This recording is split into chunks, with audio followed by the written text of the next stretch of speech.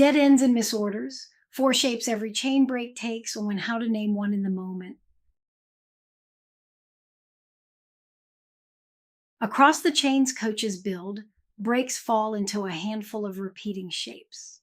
Once you know them, you spot one fast.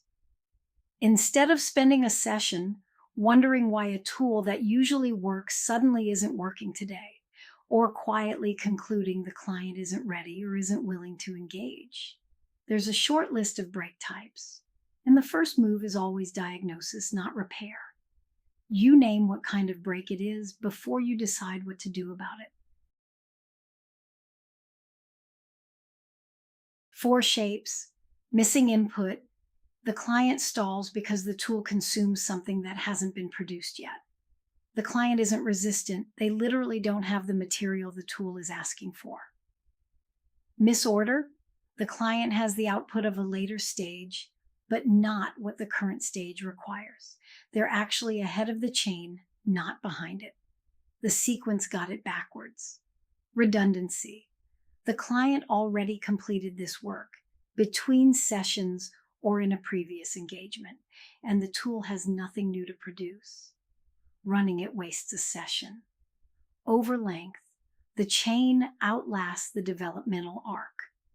The real work is complete, but the chain has more links. The client is going through motions.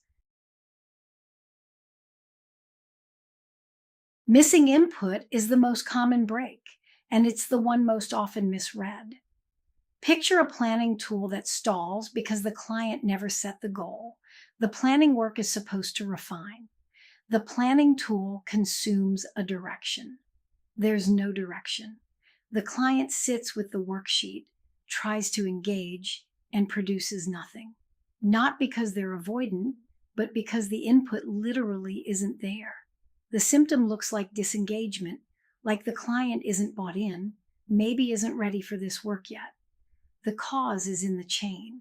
The tool arrived without the input it needed. That's a structural problem, and the fix is structural. Pause here. Recall a tool that flopped, something you believed in, something that works in other contexts, but that just didn't land in a particular session. Which break was it? Missing input. The client couldn't engage because they didn't have the material. Wrong order. They had later outputs, but not current ones. Redundant. They'd already done this work. Or overlength. The arc had already completed. Name the break shape before we go on. When a tool stalls, the most expensive misdiagnosis is blaming the client. They weren't ready. They weren't willing to go there. There's some resistance I need to address. Sometimes those things are true, but the first check should always be the chain. Is the input actually there? Is this tool in the right position? Has the client already done what would make this redundant? Diagnosing the chain first protects both parties. It protects the client from being labeled with a problem that's actually structural.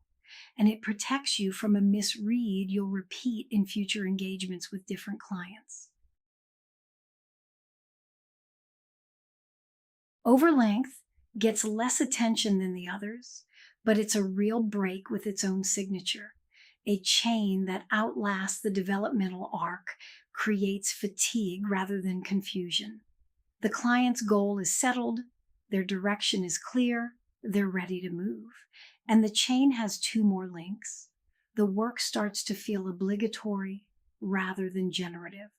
The client does the exercises because the plan calls for them, not because they're producing anything real. This is the overtooling guardrail from Module 1 operating at the engagement scale. The arc completed. The chain didn't notice. Every break is fixable. None of them are the client's fault. Name the break shape first. Missing input, misorder, redundancy, overlength. Then choose the repair. Jumping to repair before diagnosis tends to apply the wrong fix. You back up when you should prune. You add context when the real issue is sequence. Spotting the break is half of it. Repairing it without losing the client is the other half. And it happens live in the room.